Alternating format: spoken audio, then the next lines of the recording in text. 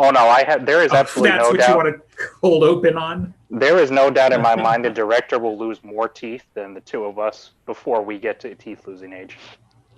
How do you figure? Yeah, I'm not arguing the point. I would just like to understand. Well, because she's still a child, so she's not. So she's got to lose her baby teeth. Yeah. That was not the direction I expected. So thank you for elaborating. I feel less offended now. Because my first thought was like, I'm not a meth head. What are you doing? Yeah, right. No, okay. Everybody is now no longer living in meth head states. So. I was going to say, like, I was in the South, if anybody, like, you know, I'm fine. Why do you ask? So, yeah. So what show are we doing? Just kidding. Just till then. Welcome to the Narcotics Anonymous podcast. Yeah, only one of us is hiding their face, so we're doing a really bad job at this. Well, the director told me earlier that I look like a narc. So. Whoa, dude. Did you swallow the microphone? There's something on the radar, sir. Dresden Files podcast. Yeah. Welcome, part of the Broken Jars Network. We're doing part 2 of 87 of Battlegrounds. Mm-hmm. Yay! Like this from now on. Is that better? Okay, sure. It's also a little hot, so you know. Normally, I have to pay good money for treatment like that. You have earned it at this point. Ooh. All right. Is there news? Anything to share? Well, apparently you didn't know that we could write a short story earlier. I don't know if there was. I don't think there was anything this week because it was election day, and that seemed like the kind of thing to not post news on. Yeah. But I also didn't check. So. Yeah, I did breeze through the subreddit last night or yesterday at some point, but like there was neat art, and the main thing was just like people were like, don't know what Ramirez looks like. That was my takeaway from that. So he looks like a douchebag. So just a douchebag. He did look like Thomas. I could, right? But no. The warden's cloak was a giveaway. The lack of a bandolier of grenades didn't help the case. And Thomas was just a few inches off the street that way of like with his cookery and the thing. Like, and shotgun. Yeah. So yeah. So yeah, it was pretty good. There's the ability to write a short story. I believe it's 1,000 words, and I believe it's on a holiday in the Dresden verse. You don't win anything other than notoriety, I believe. I mean, it could be worth that is an option, and it's open till the end of November. I don't know. Go on the website and look. Is this like a NaNoWriMo thing? No, because that is. NaNoWriMo National Novel Writing Month is generally the month of November when you're supposed to write 50,000 words in the whole month. Generally, that's 1,667 words a day. It's hard to do. Yeah, this is just 1,000 total. Yeah, gotcha. So completely separate. I don't know why, but okay. All right. Well, because this one's Dresden related, so. Yeah, but 1,000 words is hard. I'm not good with. All right, so don't do it, and nobody will know your name. It's fine. I don't know how many. I mean, how many pages does that work out to be? Because it's like 2, honestly 2 or 3. Yeah, it's like a microfiction. Right. It sounds hard because if I'm gonna write a holiday, like the hard part is keeping it under 1,000 words. Like, exactly. Well, I could be wrong about the holiday thing. I honestly don't remember. I just for some reason that's stuck in my head. News isn't his job. Encyclopedia is his job. So. Yeah, and it's been 2 weeks, and like stuff's happened. What do you want from me? Accurate information. Come on. No, I can't do that. I am not a poll projector. I can't keep. I also miss being able to see your crazy expressions. You'll survive. One, you saw it 15 minutes ago, number one. And number two, it's not like I'm gone forever. It's just because of technical issues. You will still hear the scorn in my voice, I promise you. And we've known him long enough. You can just put in the eyebrows, like, come on. So that's true. Yeah. If I draw me a stick figure and I'll use that as a picture. All right. I guess we shall start with chapter 6 because we managed managed decent progress last time. So chapter 6 we start, and Ebenezer says, "You look a little green, Hoss." I was going to direct that at Andreas because it fits, but yes. Yeah, it's funny because he's sick. Right. He's muted us. He's just there for the pretty face this time. So No, I can Yeah. hear you. I had nothing to add. Nothing, not one thing. Nothing. Not a thing. Oh, you got a blanket on now? That's cute. Yeah. Snug. Okay. They are up on the top of the roof of Castle Marcone because they finally managed their way up there after talking with Ramirez. Mhm. And let's see, Ebenezer's up there, Martha Liberty's talking to a whole bunch of puppets, dolls, and various toys that spirits are animating. Mhm. And 6 there's, at the same time. So yeah, and there's Yoshimo that's kind of like taking down notes for her and listens to Wind is talking to a whole bunch of animals and critters and cute things. And while Bill's trying to take down notes and like, I can't fully understand everything, annoyance, but cool. And then Christos is like wandering between the various corners of the castle doing something he thinks is important. right. It's being the go-between. He's very effective. Hmm, Something. we don't know. I don't know. He's- My he's favorite there. part is where he almost doesn't make it, but then he does. So that's a bummer. Yeah. This is kind of the conversation where Harry and Ebenezer says, like, they're not going to be continuing the fight, but they're still mad at each other, and they're glad to have each other for the upcoming fight. But they're still very, very mad at each other. And Well, he says we should talk, right? And he's like, nah, we finished our conversation. that specific part I think is a little bit later, but right here, Ebenezer says, "Don't expect me to feel sorry for you because you're a goddamn fool." hmm And Harry's just like, "But you killed me." Right. You got better. Rude. Right. And then onto the logistics of what they need to accomplish in the fight of like how far does Ethne need to be towards the island for Harry to try to bind her? They need to be on the shore. And it's a standard binding, so Harry has to match wills with her instead of anything else that gives him an advantage. Yay.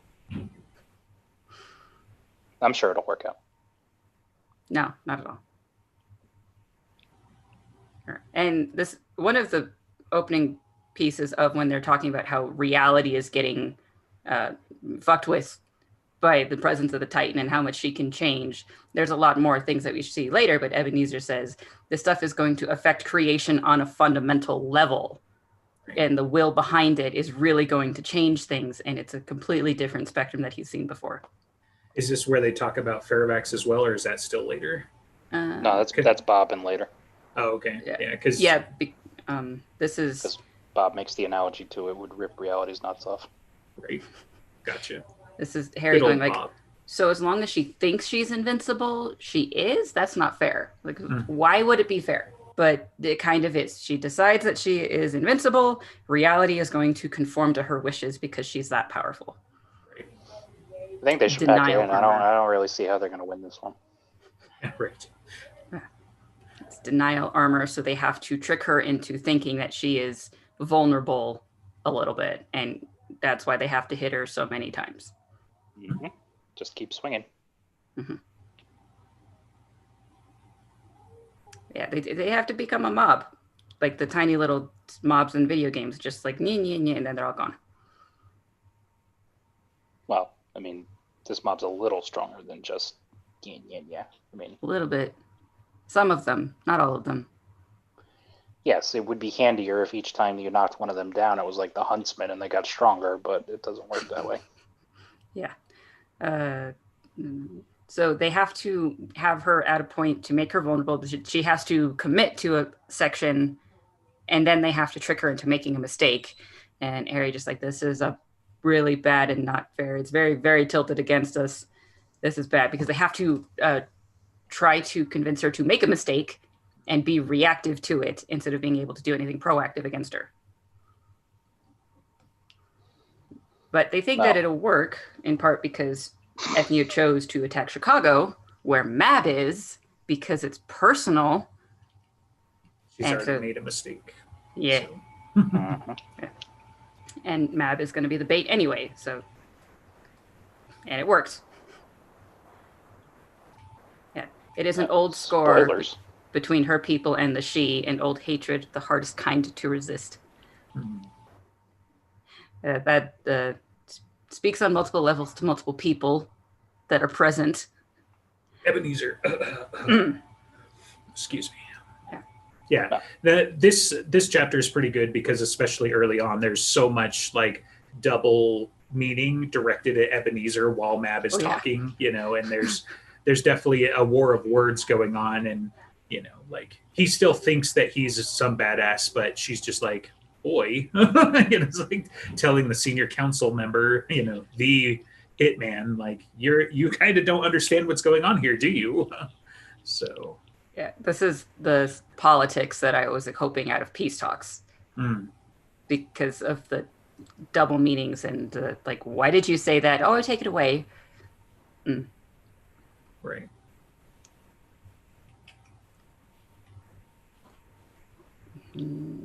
So a lot is going to depend on Harry being able to match the wills, and Mab says any will can be broken. Very scary coming from her. Right. But I think that means that Harry needs to be in reserve so he's not spent doing the battle against all of the little ones. Stupid shit. I mean, comparatively, but... Well, it's something he agrees with finally, and then promptly Does. fucking jumps off a building 20 minutes later. Yeah, but Mab knows better, so... They all know. Everyone knows better except him. He's like, no, I'm going to be smart for once. Oh, wait. Well, The kid's crying. I must be Superman. It's okay when it's far away, but when it's on the street that they're standing in, that's where he can't help himself. And Ebenezer is still like, no, you shouldn't spend yourself. You have to save yourself. And Mab is like, he will do what he's going to do. You should step out of the way. Right. Well, she tells both of them, I should like to see you try. And he's like, I should like to see you stop yourself. Right. Exactly. Yeah.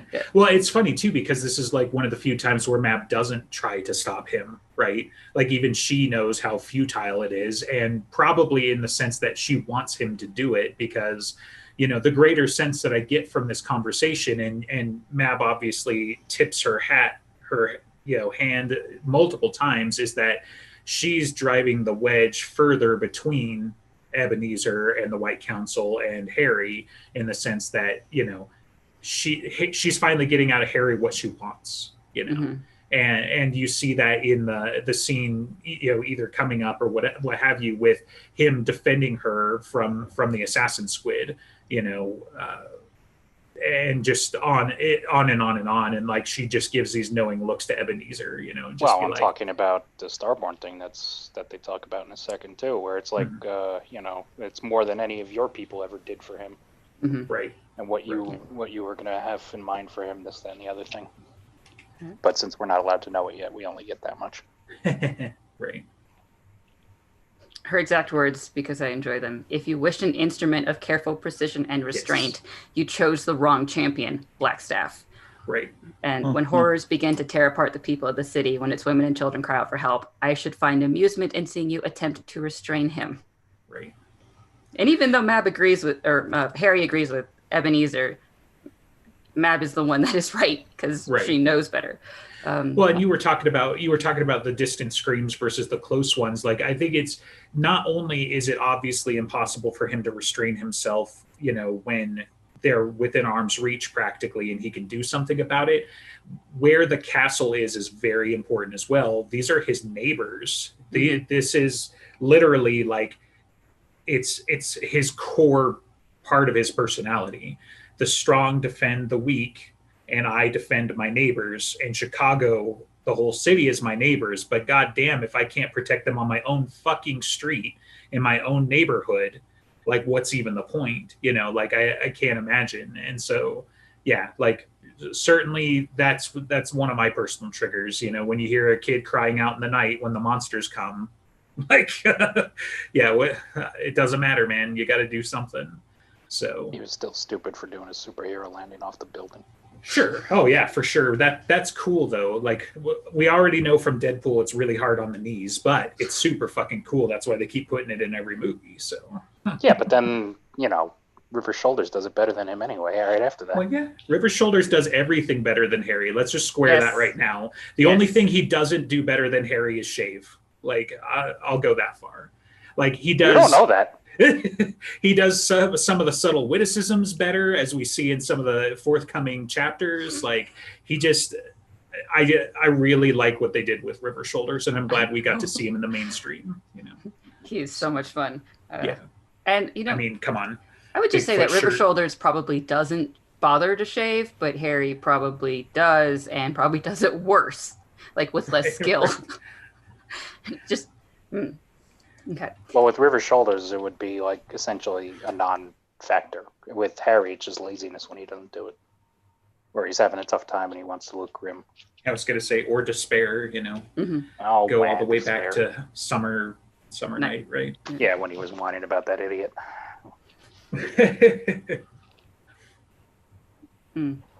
Be comforted, my knight. I chose you for times precisely such as these, when an elemental of destruction is what is most needed.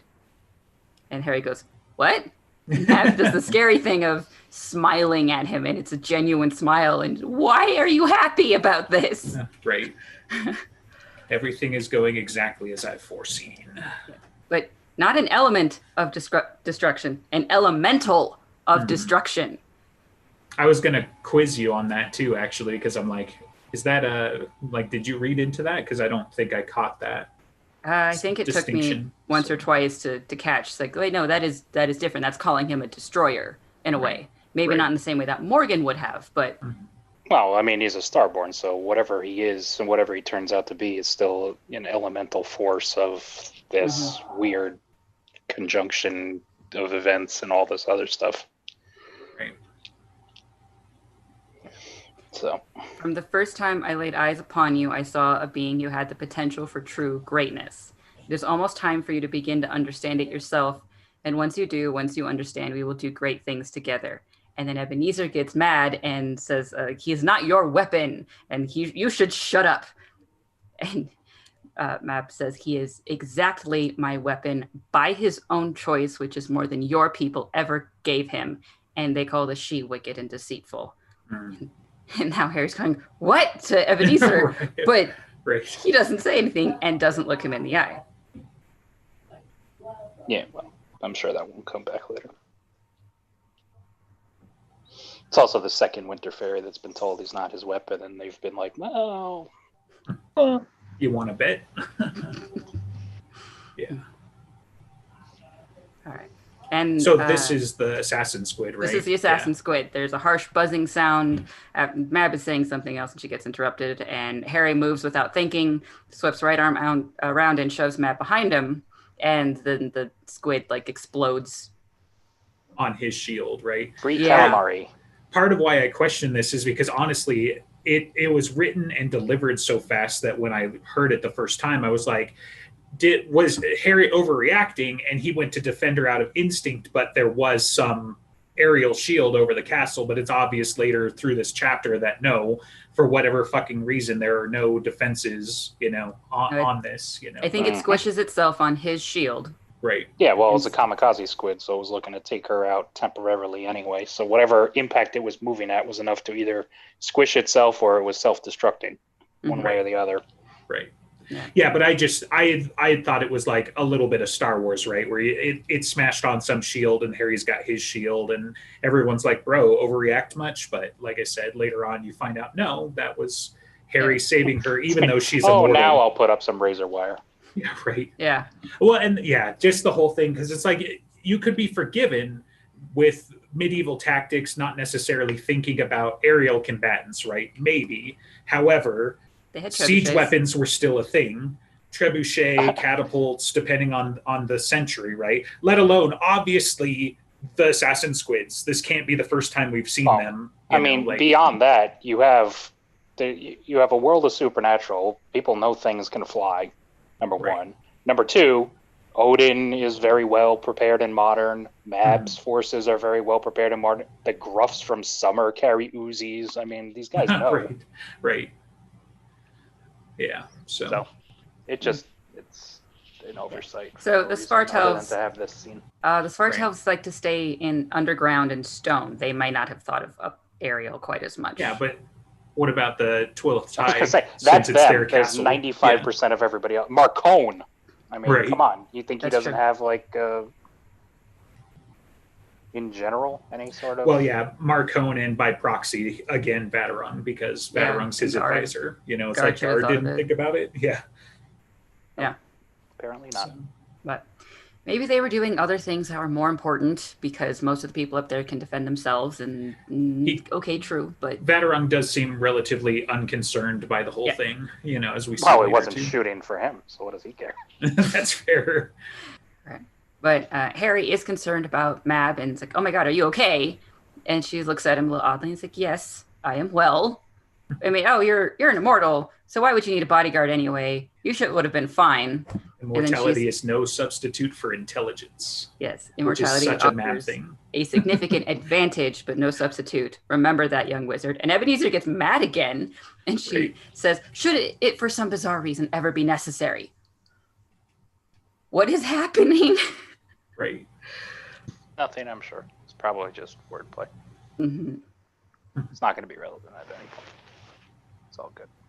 Nothing to worry about. Nothing. For some reason, I'm stuck on the fact that she used the word bizarre. For some bizarre reason, it ever be necessary. It's like it. How would it be bizarre if he's Now. going to need it? Right. I Well- believe she was being cheeky. You know, if for some bizarre reason this would ever be a thing, you don't have to worry about it. I'm sure. No big deal. But she is irritated with Corb and his assassins and the squid and whatnot. So, okay, have it your way, Fishman. And then she snaps her fingers and the red cap whips around and she says, loose the Malks, which was my first oh shit moment of this book. Harry's too, probably. So, no. Wow. I mean, he literally says, holy crap, in the next line. Yeah. It's just like, Maybe not first, but yeah. thirst. It was his thirst. Yeah. At first, I was like, "How bad can it be?" Right. Then I thought about it for a second. It's like, oh, Well, Grey Malkin and Cat Sis just, they're the just those supernatural two murder running panthers around. are getting out now. I mean, Right. it could be. Okay. No, yeah. First oh shit moment for myself. And it's like that is a huge escalation. And so Harry says, like, you don't need that. You really don't. Just let me handle it. And there's a better way. And Mab is a bit skeptical, but allows him to explain. And he basically says, you're emotional and acting badly. Makes her even angrier, but save the Malks for something more important. You want these Squidwards dealt with? Let me handle it. I enjoyed that he used the word Squidwards, but in the audiobook is like Squidward, like almost they couldn't say Squidward directly. I don't know. It was He probably just didn't catch on to the pop culture in the moment. While he was good pop recording culture, it. though. Yeah.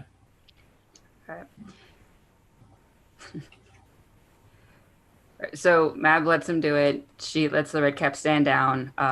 And for the sake of your health and happiness, my knight is an excellent thing. You are necessary to my design. Right. But if these attacks do not stop, I will see to it, but be giving him his chance to do it first. Mhm. And then she steps away and says she needs to coordinate with Titania's forces and ask Ebenezer to catch Harry up to speed. And so they put pause on the fact that they're going to be attacked by more assassin squids, and then they go talking to the table with the Earl King and Vaterung. Right. Okay. I'm better at you because I've had more time to do so. Mm. That's this line, right? Yeah. Pretty close. And then River Shoulders also like swarms up the side of the castle, and his Victorian era tuxedo had been a little overstretched. and he lost his glasses, or is that not yet? Not That's yet. not He's yet. got his glasses. That's in the graveyard. Yeah, because I was gonna say I think he keeps them till the graveyard, and it's so great. So Listens to win, listens up. Didn't mean that joke. And they're looking at the Svartel starting to put the razor wire up around the castle, and then it's such a great moment because so while we're seeing this happen right in the book, I'm just thinking that the Svartalfs are like the magical sysadmins, so they're like moving some of the immortals out of the way. Goddamn Queen of Air and Darkness, it's fucking the razor wire's going right here, chick. Would you just move for a second? You know. And none I of was the like- immortals give them any lip. They all know Right. this is important, and they just move as directed. Right. It's just so great because it's like, look, you may be the Queen of Air and Darkness, but you're in my way right now. If you want this to work, you got to move. Harry is like, I've never been involved in anything this overblown before. And it's like, did you think Chichen Itza was a quiet little tea party? Right. Yeah. And then he allows him, but yes, for your purposes, this is a pretty big dust up. I'll allow, as it's been quite a while since there was a dust up quite this big. Okay. Probably World War I and II. Yeah. And this is when Harry says, when this is over, we should have a talk. And it was Caesar's, we got to the end of talking. It's done. I killed you, remember? Right. Yeah. Okay. And now we get to see the Marauders map of Chicago, essentially. Yeah, and Harry gets all offended for a second. Yeah, it's like, that means you spent a lot of time in Chicago. I've had more It's like, time. you may have noticed a lot of people spend a lot of time in Chicago. You have said on like half a dozen occasions, if not more than that it's an important crossroads. And he is a bajillion years older than you. The fuck did you expect? Yeah. All right, you ready for this, though? Most importantly, insert EG's eye roll here as I tell everybody that Vaterung fixed Little Chicago. So, because he's the right kind of deity, he's got the stakes in it, he's able to make Little Chicago in the first place. So, there you go. You're welcome. And Rashid already warned Harry that fuckery was afoot in proven guilty, and he had to go fix it. And so Rashid also knew of it and was able to do it as well. I've never particularly had a problem with Vaterung doing it, other than he wasn't a thing really yet that we knew about. I prefer it being something like Mab or Rashid, because we know they're known players. Rashid is Vaterung? At that point. I hear what you're saying, but it's also not unheard of, to retrospect that in the Dresden Files, right? Because we get the same thing with Callan Kamori in Grave Peril, or Deadbeat to Grave Peril.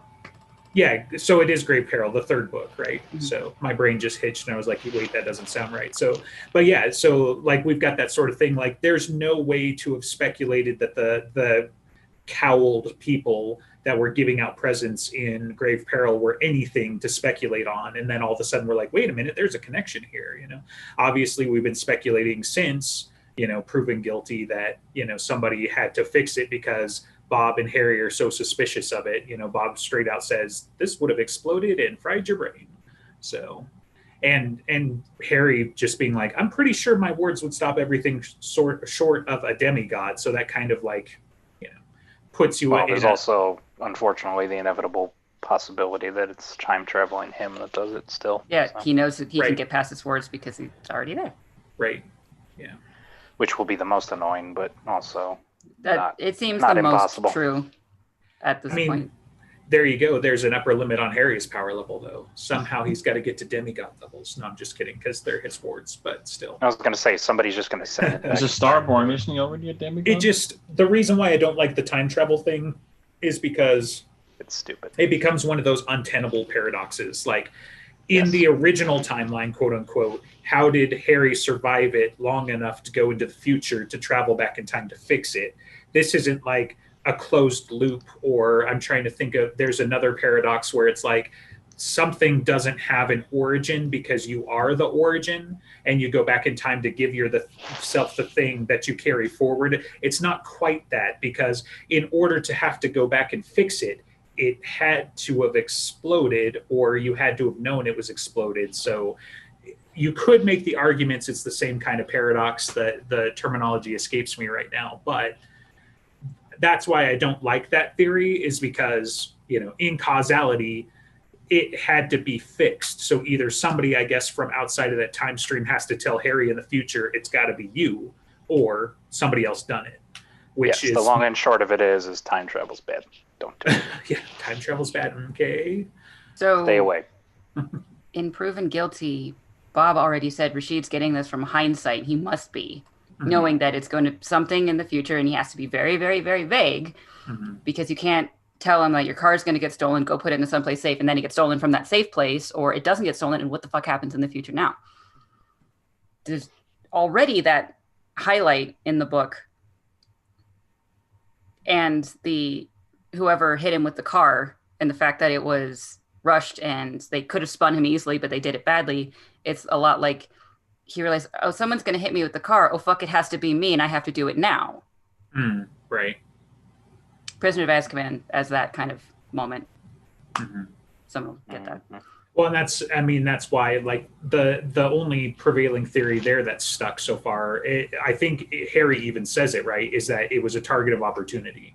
Somebody was trying to take a whack at him and they just saw the opportunity. And so in the moment, assuming, or not assuming time travel shenanigans or a third party that we're not aware of, that's why, like, I always go back to it being,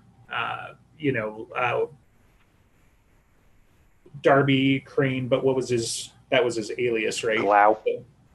No, Glau is Well, the Jin. I was gonna say, yeah, his henchmen, so Glau, Madrigal. and Madrigal, yeah. So one of the two of them, or both, or whatever. But I feel like that doesn't quite fit the timeline of events, because Doesn't- Madrigal's whole thing in that is he was just doing some general fuckery, and then Harry becomes a target of opportunity even later. So he didn't really know he was involved yet until he just bonks him on the head and takes off with him. And so that's why it doesn't quite square with the actual story either. But we'll find out someday, presumably. Allegedly. Right. in like 15 years. Right. Speaking of 15 years, we haven't even made it out of chapter 6 and we're halfway through this. So we gotta get going. Like, jeez. Well, My you already son said is it's gonna gonna be be like part 87 at the Yeah, end of We it. It's like- were we My were son- effective last time, so of course we weren't going to be this time. right. My son's gonna have to come in here to finish Battlegrounds at the rate we're going. So, like, yeah, the youngest one. yeah, right. Okay, so the Earl King also says, "Oh, it's Harry Dresden, and you're wearing the amulet of Margaret Le Fay." And Harry just says, "Yeah, she's my mom." And Ebenezer about has a stroke, Hmm. and Earl King is like, "Margaret's child, much is explained. You've no idea how many headaches your mother caused me in her day. Your visit to my realm makes a great deal more sense now." Mhm. What did Yeah. Margaret do to the Yeah. Earl King? That's Your the mom other was a pain thing. in the ass. She's the other answer for everything. It's like, oh, if it's not Nemesis, it's his mom who was bouncing around and causing trouble for everyone. It's like, all right, she can't be doing everything. Well, yeah, she has an end date, essentially, of when she had to stop. Still, it's like everything is like, oh, your mom. Oh, your Well, mom it knew could everyone. be, Oh, your mom if did not- everything. If not Margaret, then the promise she extracted out of Leah, which I still want to know the details of. Well, Yeah. you can't yet. Hmm. You don't get to know anything yet. Someday. Well, it's just going to be Malcolm's life, and then they fight a little, and hopefully Harry gets smacked because he's stupid, and that's it.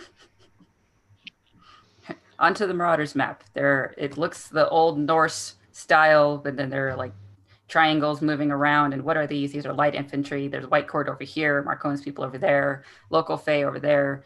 Thus making it infinitely cooler than Harry's Little Chicago. Oh yeah. So Harry needed a piece of every building that he put in Pewter on his Little Chicago, but if you just had a piece of paper and it can Well, like move and Harry's a update, stupid little human. He's limited by his, squishy bits. And his squishy mind. I mean, listen, Little Chicago's cool and everything, don't get me wrong. It was an impressive general display of magic, and especially since it's the kind of thing he's better at, even though all he does is throw evocation mostly these days. Mhm. But, it's just funny when he gets one up so casually. By a god. I mean, come on. It's not like, Ramirez came by and said, "That's cute, Harry," and then just did the thing. But oh, No, Ramirez but I probably could- do that on some I things, could but see Rashid doing it. sure. because I mean, he could still He's got easily. more time. It's like when when the Merlin throws up a ward and shut stops up. an army. Sorry. She's over there being cheeky because Rashid could do it because he's Vateron. Yeah, I know. I ignore it. oh, that brings me so much joy. Okay. Then more tactical conversations, which is harder to keep in my head when we were also podcasting. So heavy response forces in various places. And so the castle is marked, the Svartal fortress is marked. And then Harry says you also should put the church, St. Mary of the Angels, on there because it's got real power and Fort Hill will help people if he can. It's a place to fall back to. Right. and also Michael's house. Yes, So, but they are because- not going to bother him. Yeah, there are two Knights of the Cross there, and he identifies them by the swords. But yeah, then Vatarung's like, no, I'm not going to do that because it would annoy Mr. Sunshine. It's like, what? How do you know that? It's like, we have lunch once a year. So like, what do you think? We just exist in our own bubbles and never talk? Come on now. Our elders are conspiring. Right. Also, it can annoy him all he wants. That's a handy thing to have. Oh yeah. We all know Uriel's annoyance can only go so far. Yeah, and it, like even though Vatarung did not say you should go here and do this thing, they still went there and did the thing. Right. Well, yeah. So. Mhm. But the Carpenter house is protected in a kind of black and white of like humans are able to get into it because they have the free will, and spooky things that are evil do not. And a lot of the good people this time are spooky things that they would consider evil. So let's not try. Oh, on the plus side, Molly bought up half the block, so True. they have So- that backup now. If people in that area of the neighborhood are like either happy or irritated that the housing prices are going up, blame her. Probably not even negotiating. Just like, yep, sticker price, let's go. Okay. And then Harry starts calling them frogs, and the frogs are going to follow people around, and Vatarung seems really happy with calling them frogs. Mhm. Which again, like, bro, how many thousands of years have you guys been fighting this and nobody's come up with this? Come on now. Yeah. Like, they're all surprised that he gave them names, even though, like, there's these creatures, octocons. Huh? Right. Octocons, come on. How can you fight something if you don't have a name for them? Right. Well, and I love that he's lecturing Listens to Wind about it too. Right. Where- The importance where of it's like- names. Yeah. Ugh. Yeah. I love some of the wizardry interplay, where it's like, everybody's so old world, that when he gets here and they're just like, yeah, that's Dresden. So, Yeah. Yeah, imagine that. The old ones have a better understanding of him than the young one later on. right. Oh, well. So they re-emphasize that the main problem is Ethniu because she is not the only problem, but she is the thing that they need to defeat for victory. Mhm. And she wears the Titanic bronze. And this is when they explain to Harry, asking the dumb question that no one else needs to have asked, what is the alloy? It is a unique alloy of Olympian bronze and Mordite. How in the fuck do you Magic. do that? Only Listen, the 100 ones know. Hold We on. saw the Greek god of the underworld with a crown of it. Clearly, they Yeah, know but some shit. It was floating. It wasn't like an alloy. It wasn't touching him. It was just floating around with his will. That's even more different. impressive because it was pure Mordite. But it's just like, okay, so it's not touching. The archive did that at 5 years old. Well, they say in that book that it's sensitive to applied will. Like, Mordite is nasty, but you can pit your will against it fairly easily, which is why But- they use it as a tug-of-war thing. But smelting is quite different. Whoa. Yeah, I know. Magic. Why? I You're know just the word applying your magic will to God. it. I know the word alloy implies certain metallurgical things, but yes, I mean, because so they call it a stone, but it's also, I mean, it's like magical antimatter, right? So, quantum Yeah, it's mechanics. like- There you go. It's like That's how they do it. it's like a symbiote, or the friggin' what is it? The thing from that second Thor movie that was not very good. The ether, where it's like this Yeah. fluid-looking thing. But I mean, if it's sensitive to applied will, someone who's forging things has got a pretty strong will, you would think, and is shaping it and would be able to create that. I'm just saying, it's You think you're mad now? Wait impressive, till but they it's come up not with like- the Mordite saber later, and the Mandalorian peoples have to. Oh, sorry. I'm mad. I said those words myself. so- good. You should feel bad about it. yeah. All right. So kinetic weapons will be of very little use against her. Mhm. Elemental energies will do little more. It will take a being of divine status to physically penetrate the armor. Divine status such as the Knights of the Cross.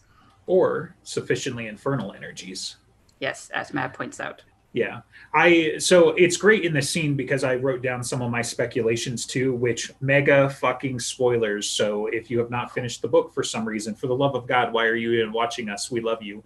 But two things cropped into my mind, right? If Harry's going to have to solo this somehow, then maybe Soulfire would be enough to do it. So that was my first thought. And then when Mab comes in and says sufficiently infernal energies, I'm like, holy shit, how is Nicodemus going to somehow be involved in this? Right. And how fucking close to the mark was I? You know, so I was like, I got the wrong dude, but hot damn. You know? No, that's super close. that's exactly how I knew he wasn't going to show up, because he's named by name. So I was like, all right, he's not going to show up, but Right. Mm-hmm. And that's a great point that I didn't obviously take it far enough. But yeah, that's what I put in my notes here. So Mhm. Mordai Almost just- feels like he's speaking of that guy that shows up. Is he like he's almost unaffiliated? I feel like he's like with McCone's faction now. Well, he I was with guess- Tessa to begin with, so he was already kind of not on Nicodemus's side of things necessarily. You know, he was maybe, Tessa's big presumably.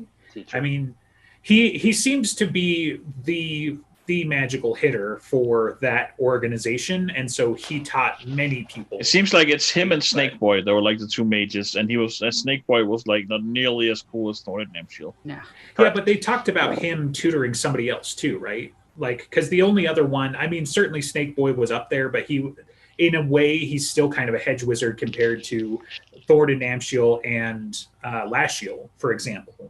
You know, Well, because Tessa is the one.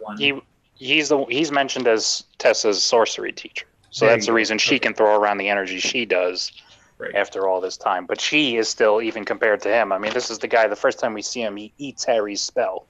Right. It's just no, this is mine now. Right. Well, and it's a little silly. Like we get into these specialties with the angels and the fallen, and they can unmake universes, and only some of them seem to know magic enough or teach it. Like what? Like I've always had a tough time with this, especially with I like guess it's kind of Magog, right? what they're Because- inclined. Like, for example, how what's his name, the bear, the one that gets into Ursio. yeah. Right. Yeah. He's Ursula and physic- Magog. Like they've got to Yeah. know just as much magic as everybody else because angels, right? But It's probably just not in their nature, like that specific angel they are, if we were to explain it. Yeah, it's I the same guess. reason that Uriel's good at the subtle things, but if you want, pomp and circumstance and a flaming sword, you're probably calling up Michael. right. I mean, it's just they can do magic, they can all do hellfire and this, that, and the other thing, but Ursio and Magog are much more happy to pound you into the ground and eat your face off, whereas Namshiel is happy to slip behind you and strangle you without you noticing. I will Yeah. say the scene we get with him later in the book I thought it was very delightful. I thought it was Oh, funny. I thought the interplay was great. I loved everything about that Mhm. whole scene. And it's very consistent because he, like every other bad person, is British. Very important detail. So He really changed Thornton Namshield's voice. Like, he does not remember how it was at all. I'm pretty It sure was, it was. like, a long time. It was how many he's books playing ago? for a different team. Come on now. Their personalities are malleable based off the mortals they interact with. I'm pretty sure it's Yeah, there very. you go. I vaguely remember it. Keep and writing the it's like- excuses. Yeah. Mark was Cohn not- thinks he should be British, therefore his Yeah. voice comes out British. And we have a giant dangling plot hole is of the whole Attack on Earth store and Nemesis Yes. relations. Yeah, this weirdly adds more questions, right? Because up to this point, okay, so we know he was presumably in on it, or maybe he got framed now, and the assumption had been that he had somehow been tainted by Nemesis, and now it's like, okay, so now we finally have got clear evidence that mortals can be taken. So was it maybe just his host? Because none of us want to step far enough into the realm that angels can be taken, because it's like, if that were the case, probably game over already. Right. Well, there's also a word of Jim on that, is that the angels can't be. Okay. Yeah. They're a little too high up for that, because people thought Lucifer was like, the original. Oh, did I Nemesis gotcha. get in? But no. Right. Yeah. So yeah, in a way, there's a lot more questions, but. Well, yeah, because my problem with it is I have no problem in general with the idea that it was his host and it was that. But one, you've got a fallen angel in there already, so that means Nemesis is. And I can understand. I could get past this one because it's a fallen in a coin. It doesn't have its full power. I could see Nemesis taking over, but I don't necessarily agree with seeing is why is it able then to use the angel's power? Because you're subverting the free will, which is what the fallen run off of. To be fair, you shouldn't. It seems like be able to use the hellfire then. It seems to me like Nemesis can't. This is just based on speculation. There's a limit to how many people it could be in. Well, even still, imagine. I don't think we have even anything that still, really you're indicates that. if that to me is not the problem, because we see that it could be in at least 2 people at a time. We see Right. that with Cat Sith and Maeve. And Justine. And Justine. Well, So yes, and Justine, so 3. Yes, you're right. Yeah. So that's 3 at a Well, time. No. No. I mean, Maeve is dead. So that's Well, makes yes, Oh, but but at the three time- Cat Sith. Cat at the Sith time. was Oh on yeah, the yeah, because she Maeve was taken over taken at that and point. Justine Yeah. was taken because of what we learned in this book. So at a minimum, we have 3. And there's no indication that there's any kind of limitation, and that I think that was part of what's so scary. Like, I feel like we get a little bit of taste of that when Lily tells Dresden, and then Titania fills in some more later, right? If I'm not misremembering. So Mhm. just that Nemesis is scary, and even Titania and people at her level are scared of Nemesis on a level, right? And once we get confirmation later that it's a walker, it kind of makes sense that it doesn't really have a limit necessarily, because these guys are big creatures.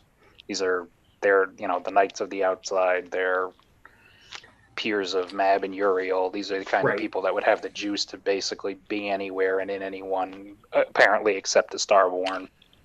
The point I was So- gonna get to was that, especially since Thorn and Namshield seems a bit more independent-minded, it could have just been he's part of some other scheme, and he was kind of tricked into this attack on Arctis Tor, and he didn't really know that this was set up by Nemesis. I mean, I could take that possibly, that he was like, whoa, I was just along for the ride. Like, I didn't know Nemesis was driving that bus, but Yeah, I don't know. I mean, I- we'll get an answer, I been- assume, at some point. So, Mhm. Right. so Yeah, we're getting dwindling precious few books to get some of the answers that we've been waiting for. No, he just keeps writing more, so it's fine. Right. it seems like he's increasing the number. Well, he's added sure, another new but book. Still, If 12 months is still a thing that he's we're still to firmly doing. 16, right? And that means we've got 6 books as it currently stands. So there's Yeah. still, because he's not done adding to it, right? That's my concern. We're not in, oh cool, we're in the bottom quarter, so he's going to start answering all of our questions, because even in this book he spins off new arcs, which is why, like, one of my main questions when we talk to him next is going to be like, how? Like, I trust you, but like, how are you going to possibly wrap this up? Because you keep still adding new shit, so No, you just It's wait for fantastic. Empty Night, the last book, and that'll be right. 8,000 pages. I can't. it'll I just can't be- wait till we get to the end of it, and we'll be like, "But what about the droid attack on the Wookiees? Like, what the fuck was that about?" And be like, "Well, that's it. That's all we Nope. got now." It'll just be like the last season. It'll just be like really rushed, and all the build up will kind of just not have a satisfying conclusion, because like you didn't build up correctly, and then Brand is king. I acknowledge that's a possibility, but as it's a stupid possibility, I'm going to hold out hope. So, okay. Me too. So, but first, I'm going to need some pizzas. Lots of pizzas. More thing about Mordite. Ebenezer explains that once it's alloyed, it instead of devouring life, it devours energy. Hmm. And Mordite is condensed from the darkest, most evil stuff from the outside. Evil seems weird to throw as a descriptor, but okay. And all of the energy eating ability is backed by the will of the being wearing it. Getting through it takes more than simple power. More about who can hit it a little bit. And they say, I dare say Nicodemus might be able to strike through, assuming she just stands there and lets any of those beings attack her. The Earl King is irritated. In the first place, those assets are not under our command. In the second place, she won't. She'll do battle and most likely kill them. And Vadarung looks up and looks at him for a full 5 seconds and said, "You're gloomy." I mean, I will. To be fair to Radarung there, I've always gotten a rather cheerful vibe from the Earl King. He's always been in high spirits. Well, he's always been on the hunt. Yeah, I was gonna say, like, when you do what you love, you'll never work a day in your life. So Right, and now he's being hunted. He doesn't quite like it. right, that's fair. not cool. Okay, so they don't really have someone of the right frequency or sponsor to be able to do it, and Mab says precisely, and so they're boned, but I'm just laughing because Mab's like, and we're boned, so let's do battle. yeah, and she's excited. This is gonna be fun. Great. So they have to react to her, and that's gonna hurt, isn't it? Harry says, I expect many to die. Many will die. Yes. Some of you may die, but it's a sacrifice I am willing to make. Right. Exactly. Where we must hope that the will of my knight is sufficient to contend with hers. Yeah, and what happens if I miss? I should think that the last Titan will laugh and do precisely as she said she would do, destroy the city and anyone who stands in her way. So you're not allowed to fail. I mean, this is sure the scale keeps going up and up and up, but I mean, this is a position we've seen Harry in before: life or death, his will against someone else. It's not just his life or death, though. It's all of Chicago and his family. It's So always he'll all be of even Chicago more and of a his family. fucking mule about it than usual. I mean, it has been in the past several books of it being like all of Chicago, but it's a little bit more than that. And Maggie, like he has like a small panic attack here, thinking of her, and he cannot fail. And then he says, where they like trick "I need him, pizza." where they like trick him later on after that fight with Thorn and Emshil, I think it is, where she's like, you forgot the dog, haha. Specifically, I was like, I actually thought even though he wasn't gonna think of that, I was like, I didn't think he would give into despair. I thought he would get so fucking angry that he would just be like, I was like, oh, you made the wrong move, lady. But I mean, that would have been in his character too. But I preferred this approach. You know, I liked it too. But at the first, until he got to that point with the dog, I was like, isn't Harry just gonna get so, like, kind of like with Rudolph, it's so unbelievably angry? No, because Butters fucked that up too, because he tapped him with his little light stick, and it took out his ability to be angry later because he's a piece of shit. Well, that's a take. So it is. So pizza. Yeah. So he needs a whole bunch of pizza, and Chapter 7 starts out with getting pizza. He needs information, and his plan is to consult pizzas. Hey, we've got like 8 minutes to the hour, and we finally got out of Chapter 6. Let's go. So Chapter 7 that's not happening again. They have tons of pizza, frozen pizza in the castle because the undead Vikings probably really like to eat it too, and so they just keep tons of it there. Who doesn't like pizza? Toot Toot is not amused. Toot Toot has standards now. Yeah. What is this pizza? Well, he mentioned that before. He's like, "Oh, we're winter now. Does that mean we have to eat the pizza cold?" That was like in cold days, I think. Cold Or pizza changes. is still good. Nope, shut up. Oh, You're yeah. about to blaspheme, and I won't have it. No, So, day-old pizza, nope. it's still cold. Wonderful breakfast. Yeah. I can eat cold pizza, and sometimes I'm too lazy to heat it up. Nope. I mean, I have only in my life ever found one pizza that I could eat like cold if I had accidentally left some over from the next day just out, and it's from one pizza place, and that's it. Every other bit, and I don't want to do that because I'd rather eat it warm while it's delicious. there's Right. one type of pizza I actually can't eat reheated because it's disgusting when it gets reheated. The So I always eat answer that is one cold. oven instead of microwave. Yeah, for sure. Oven. It will Oven. still get be Reheating disgusting. pizza's bad. It doesn't matter. Reheating pizza is Okay, just this not there effective. is salad on this pizza, and it does not do well being reheated. Why is there Amazing that salad would on be your the pizza? case. Right. It's so a speaking thing. of blasphemy, It's a thing here in the No, north. It's actually no. the most popular pizza. There's a shock. yep. The socialist European I'm so country glad can't we're even eat separated pizza by a pond correctly. right now. Like, yeah,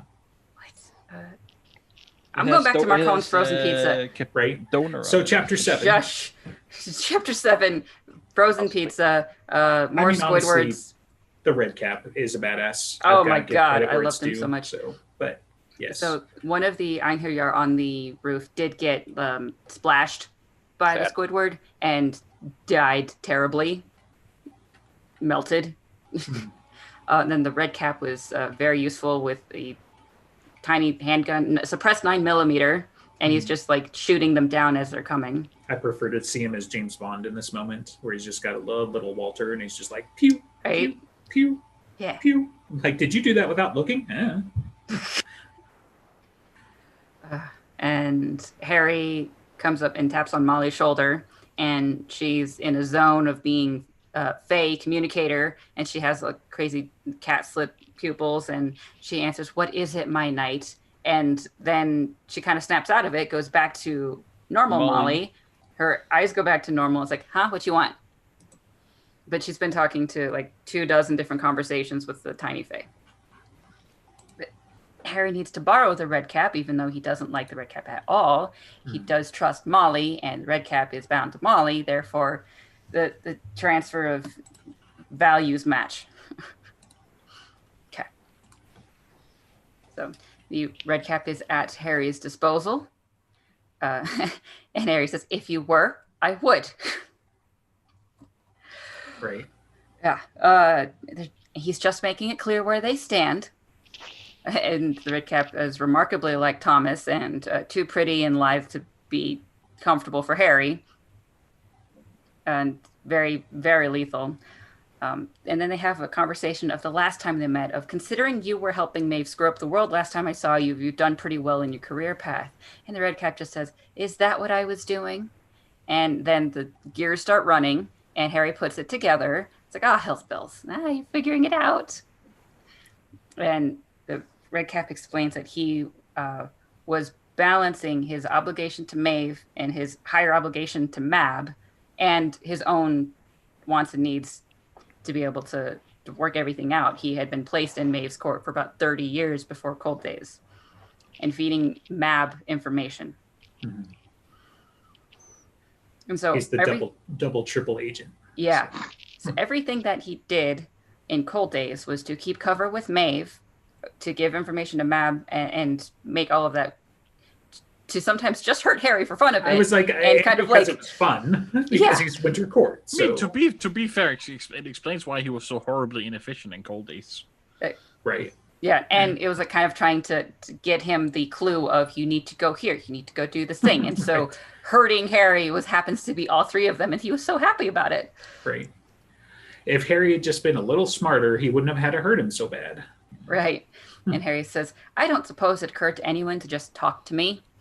How many feet higher do the letters need to be in order to spell it out for you, wizard? At least as high as it takes for us to get Revelations 3 books later. Right. Yeah. It's not as if Mab can just hand the Wild Hunt to a mortal to play with. You still needed to steal it from the Kringle and the Earl King, and he did that just fine. And realized that they had done it inside the same book. Strife between I was going to say, he queens. didn't really steal it so much as they were like, well, no, I dropped my toy. Yeah. But it was the right kind of posturing, and that matters. Usually. Strife between queens is a terrible thing for the rest of us. Each can lay commands upon us that we cannot refuse. If one is to hold to one's loyalties, it requires a great deal of careful negotiation of circumstance and conversation to function at all. And so you were bodyguarding Maeve and betrayed her to death. And now you're bodyguarding Molly. And the red cap is actually proud of it. It is my privilege. I mean, she's a pretty good winter lady from everything and we've he seen. Explains that, like, they haven't had that good of a winter lady in far too long, and she's remarkably good at it for being as mortal as she is. Even as Harry is weirded out by how unhuman she's becoming, the Fae still see her as too human. She is attentive to her duty, efficient in execution, deals appropriately with enemies, and so she will have support. And if she weakens, then the Red Cap and others will try to remove her, because then she becomes a threat to the Winter Court. It's hard when you're something hybrid, right? Because, you know, if we take it by a hybrid, like what she is, her nature standard, being human or being completely Fae, both are extremes to her, but for them, they're normal. That's what they want her to be. So Harry's like, no, she's already too much Fae, and the Red Cap, she's too much human. I mean, yeah. Molly's in a hard situation. Yeah, but she's dealing with it better than Lily ever did. Maybe she had more preparation or more help, but she figures out this is what her job is, and she's actually being told. Lily probably got ignored by Titania. And at the end of the conversation, honestly, I have no feelings for you personally either way. Excuse me. And the red cap just fires a bullet at Harry and misses him just barely to kill the assassin squid coming up from behind. And Harry tries desperately not to twitch. Yeah. So they go out onto the lawn. They have chalk and pizza, and he sets up the summoning circle and something about words and magic and blah, blah, blah. We know how this is He doesn't even use Toot Toot's name in front of all those people. It's very polite of him. Mm-hmm. Right. Yeah.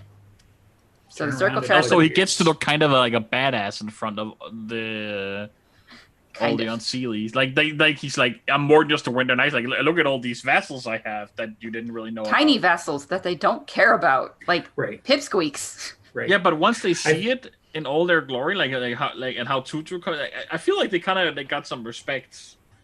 Well, yeah, because I mean, it's the classic underestimation, right? You know, they were like, dude, we dismiss these guys as not much more than common cockroaches or maybe some particularly scary spiders. But if I saw some spiders show up in formation in full plate in my house, I would also take note, especially if there was a wizard guiding them, you know. So 30 inches tall or not, you know, that's time to arm yourselves. So Harry cold does pizza sucks, Harry. Harry does the summoning, and Major General Minimus, I rumbled that, but he's all violet, and he has actual armor this time that Lacuna made, and a logo of Pizza Express on the side of it with letters for the Za Lord.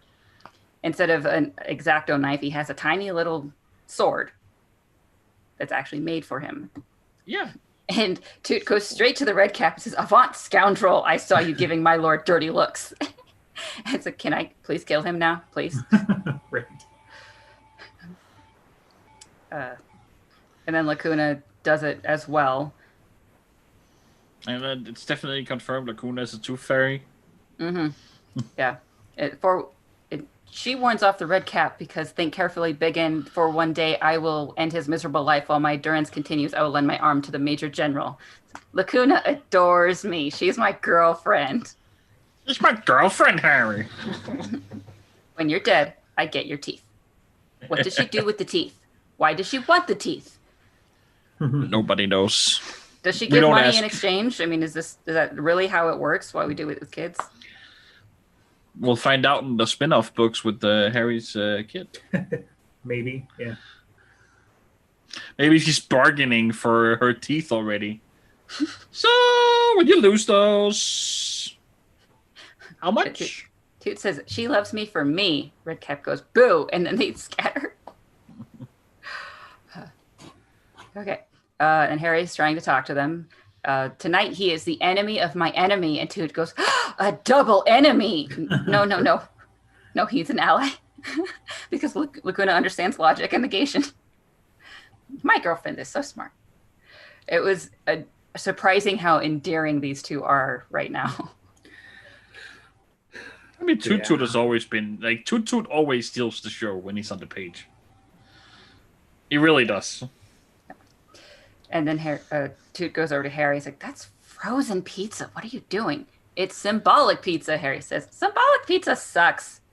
Symbolic pizza sucks. Okay. But the pizza is in danger, and therefore Toot is horrified and Lacuna is elated. And the pizza's in danger?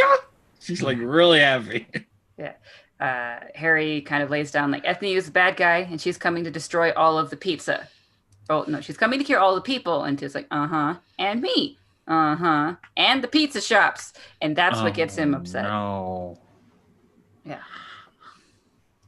Lacuna says, "That will definitely be better for your teeth. The stars take my teeth, woman." You don't mean that. And then Toot does his own war cry, like gathering of "This cannot be borne, it cannot be endured, we must fight." And then he summons all of the other tiny pixies. And then the stars fell on Castle Marcone. It's actually just the tiny little pixies that are all glowing. And then they arrange themselves on top of Harry in a gigantic pizza. glowing. I didn't think of it like that, but yes. I mean, it's basically a disc of, rotating scary fairies because, pipsqueaks or not, now there's tens of thousands of them potentially. Hundreds and thousands, yeah. And they're just like they're in the formation of pizza. It is a unit. He has an army of pizza fairies. And every immortal and important person on top of the castle is going, what the fuck is happening? The little folk were mobilizing for war, for pizza. Yeah. Oh, remember when Tutu when he got promoted? That was so good.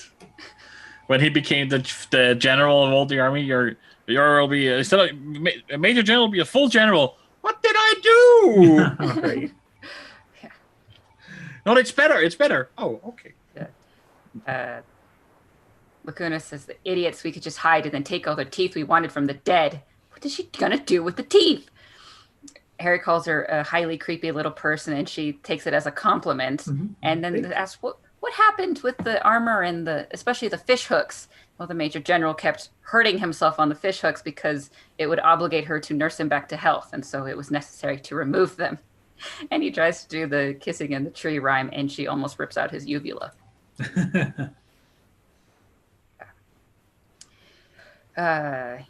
My lord, your guard stands ready to serve and lead our people in defense of the pizza. And Mab is prideful of the pizza that is going to be protected. And Harry developing a banner on his own that isn't from the Winter Night. Yeah. Not quite a real banner, but close enough. Yeah, what I didn't take into account until a few moments ago is that, like of the things, of the many branching futures that we've got where Harry becomes some kind of powerful being, assuming he even survives the story, right, is that we've got the Winter Court and we've got the Summer Court and now we've got the Pizza Court. So You are so funny. Super good. All right. Harry lays down what he needs out of the little folk right now, which is find the Squidwards, make it them either kill them, make them known to other people who are going to kill them, and protect everyone else. Yeah, and they just go straight at it. Guard this house, Fartoff house, point out any sneaky bad guys to poor stupid Biggins. Yep. And they run off with we will not lose the pizza.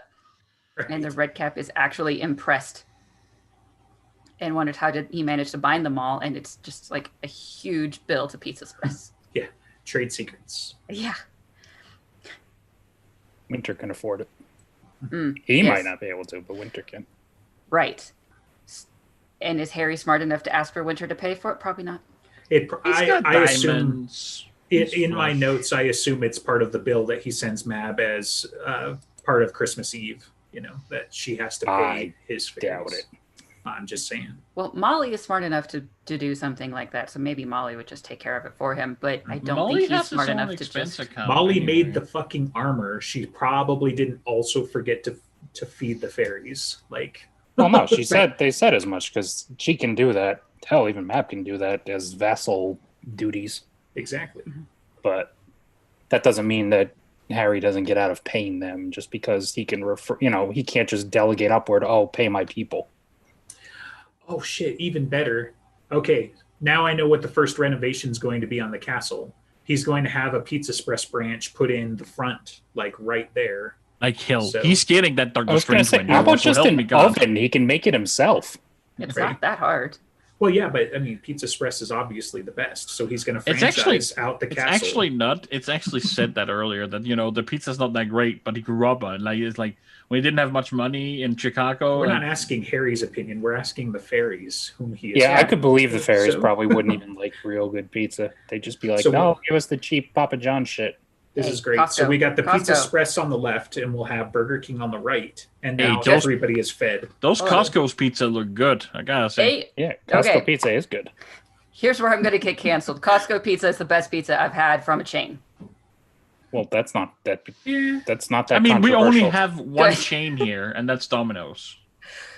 Right, and Costco pizza is better than Domino's by lots. Sorry, Domino's. Feel free to still sponsor us, but that doesn't change. Yeah, feel free. I would prefer a Costco sponsorship, please. Andreas, if you're over there eating those tostadas that you sent a picture of and you think that's what pizza is, then we got some problems for you anyway. So, Well, when I come to America one day, you gotta like show me some real pizza. great. American pizza.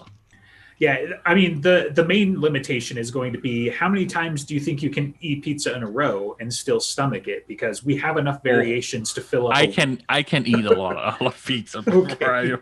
especially if it's varied, so it's not the same pizza every time. Oh yeah, that's what I'm. Yeah, Look how like- lively he's gotten now that we're talking about pizza. He was up at the store. I took some painkillers before Like, they're starting to work now. Yeah, we'll start with my favorites and Pizza's work a out. painkiller. And just. Okay, I think we can finish chapter 7 if we try. So. Yeah. No, we can't. Yeah. Oh yeah, we can. All that is happening is Mab is proud of Harry. And it's like, look what you managed to do. You're abusing their psychology and turning them into a one unified thing. And this is great. You're and basically describing them as being creepy. And he just said, I just found what they cared about and pointed out that it's going to be destroyed. Yes, you found a hole in their psychology Right. and you used it against them. But does she start out with the whole Machiavelli thing, or does that come in a little bit? Because it's such a great moment too. I don't think that's That here. comes in a second. Okay, Um, it's still coming then. Yeah, once we've invested, they'll fight to protect it. You provided them a resource and incurred their debt, Mab said. And Harry I made them see themselves differently. And Mab goes, neuromancy? I shudder to think of the results of that. Right. And he says It's funny 'cause it's he's just a mortal thing. Right. Well, it's funny because like she's not wrong, but it goes back to like intent, right?